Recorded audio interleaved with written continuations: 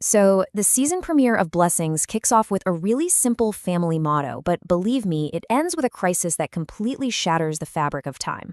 Today, we're going to break down exactly how a story about family, tradition, and success takes this wild, dramatic turn into a century-spanning cliffhanger.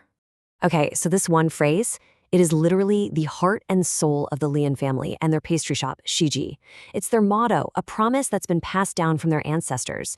It basically means that, yeah, the pastry is delicate and crisp, but what really matters is the sincerity and the goodwill that's baked into every single piece. It's so much more than just a business for them. It's their entire identity. All right, so when we first meet the Lions, they are absolutely at the top of their game. They're this super close-knit family, they're honoring their ancestors, they take immense pride in their craft, and they're right on the verge of a huge expansion. I mean, business is booming, it really seems like nothing could possibly go wrong. So, how did they get to this point? Well, their success is all about this really careful balance. On one hand, they are fiercely devoted to tradition. They're making their signature pastries by hand to show their sincerity. But on the other hand, they're also incredibly savvy business people. They're expanding into prime, high-end locations and even creating innovative new products to bring in a younger crowd. It's the best of both worlds, really. But, just when you think everything is falling perfectly into place, bam, the story takes a massive turn. The family gets hit with a series of what seem like these incredible blessings, but each one comes with a hidden and much, much heavier burden. Now, this is not just any order. This is a potential game changer. If they can pull off a request for one of Thailand's richest men, it would catapult Xi Jinping onto the international stage.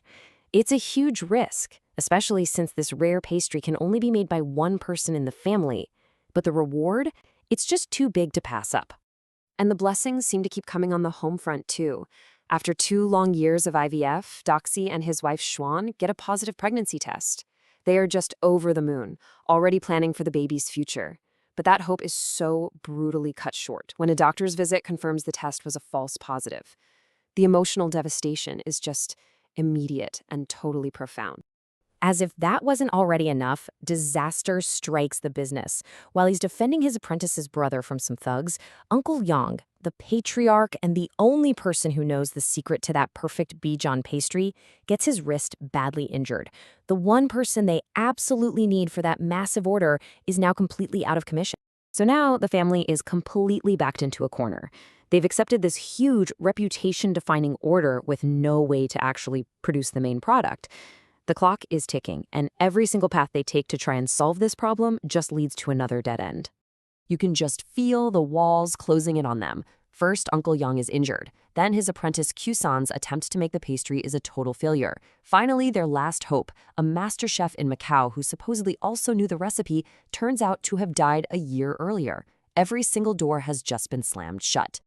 And failure here isn't just about a damaged reputation, it's about complete financial ruin. They've poured all their cash reserves into renovating their new, high-end 4th branch. If they can't deliver on this order, the compensation they'll owe the billionaire client could literally bankrupt the entire family business. With no pastries and no money, the family has one last, desperate option.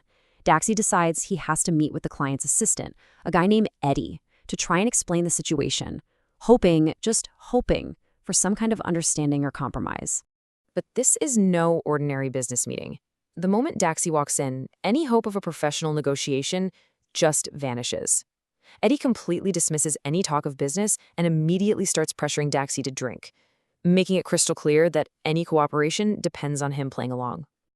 And from there, the whole scene just devolves into chaos. Daxi is forced to drink glass after glass. The room gets louder and louder, and his control over the situation completely evaporates. He's just trapped in this nightmare of forced celebration, with his family's entire future hanging by a thread. This is pretty much the last thing Daxi remembers.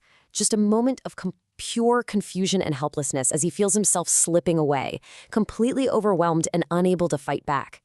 And then everything just goes black.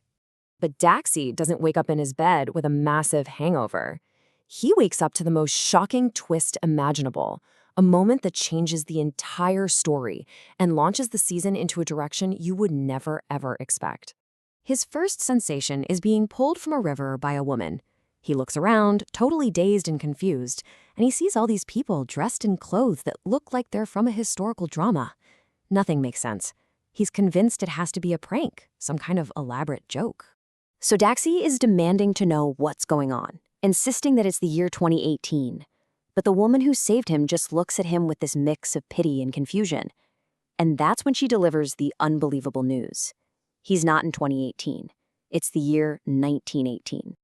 Let that just sink in for a second.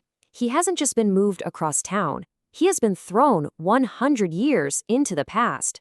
He is completely and utterly lost in time. And that is where the premiere leaves us. Daxi is stranded a century in the past, while his family faces financial ruin in the present. So the central question of the season isn't just how he gets back, but whether this journey into the past is a curse, or maybe, just maybe, it's a blessing in disguise, a chance to somehow save the very family legacy he left behind.